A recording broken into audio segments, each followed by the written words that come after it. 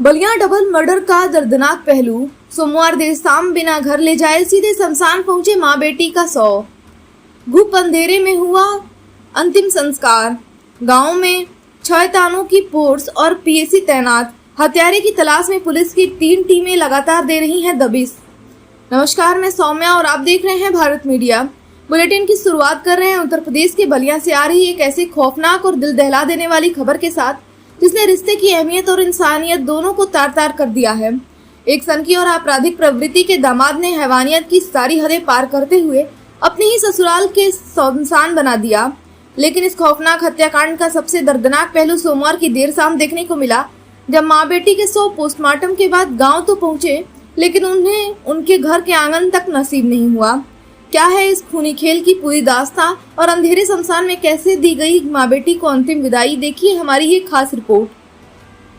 बलिया के नगरा थाना क्षेत्र के बछईपुर गांव में सोमवार की देर शाम का मंजर हर किसी का कलेजा चीर देने वाला था। दोहरा हत्याकांड की शिकार प्रीति और उसकी मां सुशीला देवी के शव पोस्टमार्टम के बाद लाए गए, लेकिन माहौल में इतना तनाव और खौफ था कि शवों को अंतिम दर्शन के लिए उनके घर तक नहीं ले जाया गया। दोनों शवों को सीधे गांव के बाहर नहर के पास स्थित शमशान घाट ले जाया गया। प्रशासन और व्यवस्था की बेरुखी देखिए कि वहां अंतिम संस्कार के लिए रोशनी की कोई व्यवस्था तक नहीं थी। उसी गुप्त अंधेरे और खौफनाक सन्नाटे के बीच भारी पुलिस बल की मौजूदगी में मां बेटी का अंतिम संस्कार कर दिया गया। आखिर इस हंसते खेलते परिवार का ये हश्र क्यों हुआ? कहानी शनिवार की आधी रात से शुरू होती है। रात करीब 12:15 पर अमित कुमार गुप्ता और हंटर नाम का शख्स अपने एक साथी के साथ बाइक से अपनी ससुराल पहुंचता है। पड़ोसी की छत के सहारे वो घर में दाखिल होता है और सोते हुए परिवार पर मौत बनकर टूट पड़ता है। आरोपी ने सबसे पहले अपनी पत्नी प्रीति को निशाना बनाया और उस पर चाकू से ताबड़तोड़ वार किए। बेटी की चूक सुनकर जब मां सुशीला देवी बचाने दौड़ी तो इस दरिंदे ने उन्हें भी मौत के घाट उतार दिया। दरिंदगी इस कदर हावी थी कि बीच बचाव करने आए ससुर अंतु गुप्ता को भी बुरी तरह जख्मी कर दिया, जो अब वाराणसी के ट्रामा सेंटर में जिंदगी और मौत की जंग लड़ रहे हैं।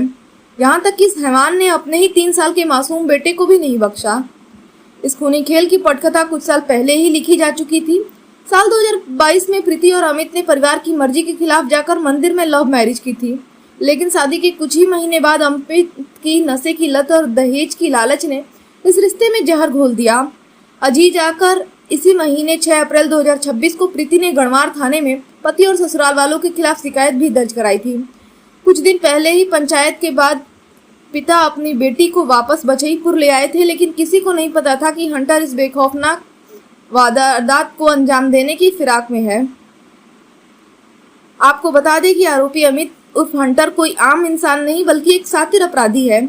गणवार थाने में उस पर पहले से ही संगीन मामला दर्ज है और 2025 के गोलीकांड में वो वांटेड चल रहा है। गांव में तनाव को देखते हुए 6 थानों की पुलिस और पीएसी की एक प्लाटून तैनात कर दी गई है। पुलिस अधीक्षक ओमवीर सिंह ने बताया है कि आरोपी की गिरफ्तारी के लिए 3 टीमें गठित कर दी गई हैं, जो लगातार दबिश दे रही हैं। पुलिस भले ही अब दबिश दे रही है, लेकिन यहाँ सबसे बड़ा सवाल ये उठता है कि जो अपराधी पहले से ही पुलिस की वांटेड लिस्ट में था और जिसके खिलाफ गैर जमानती वारंट जारी था, वो इतनी आसानी से इस जघन्य हत्याकांड को अंजाम देकर फरार कैसे हो गया? क्या पुलिस की लापरवाही ने ही हंटर को ये खूनी खेल खेलने का हौसला दिया? पुलिस का दावा है कि हंटर जल्द सलाखों के पीछे होगा, लेकिन एक उजाड़े हुए परिवार और अंधेरे में जले उन शवों को इंसाफ कब मिलेगा, यह देखना बाकी है। इस खबर पर हमारी नजर लगातार बनी रहेगी। खबर देखने के लिए धन्यवाद। जय हिंद, जय भारत। बने रहे भारत मीडिया के साथ।